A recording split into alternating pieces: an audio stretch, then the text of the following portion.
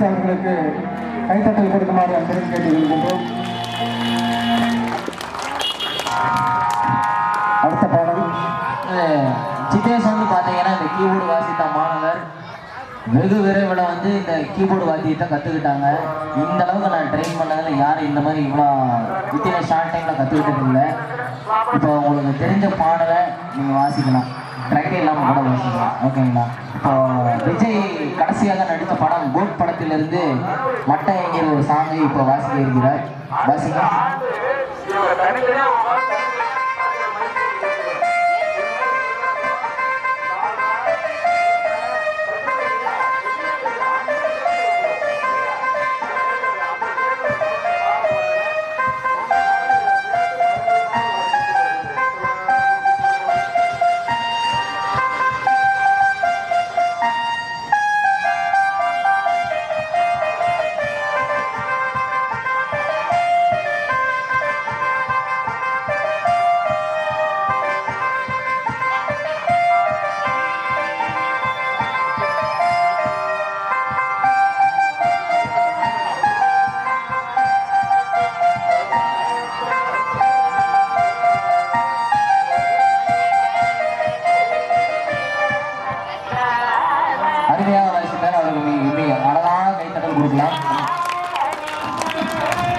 அடுத்தபடியாக நமது இளைய தளபதி நடித்த குட்டி ஸ்டோரி என்ற ஒரு அருமையான பாடலை வாசித்துள்ளார். வாசிக்க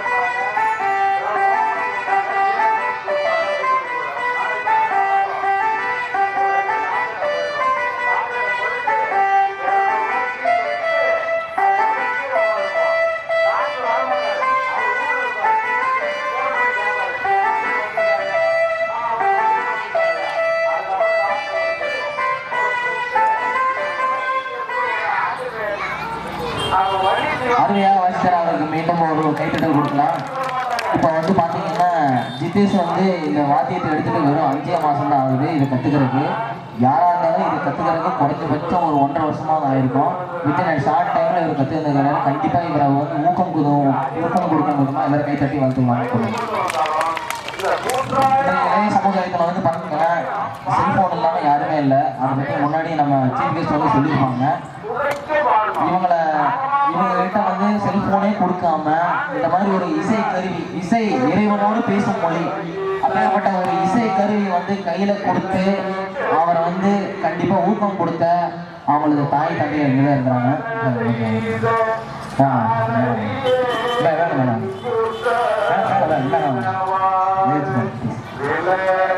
இசையால் வசமாக இதயம் இது என்பது போல இசைக்கு வசமாகி விட்டார், இசைப்படுத்தி இருக்கின்றார் என்பதுதான் உண்மை.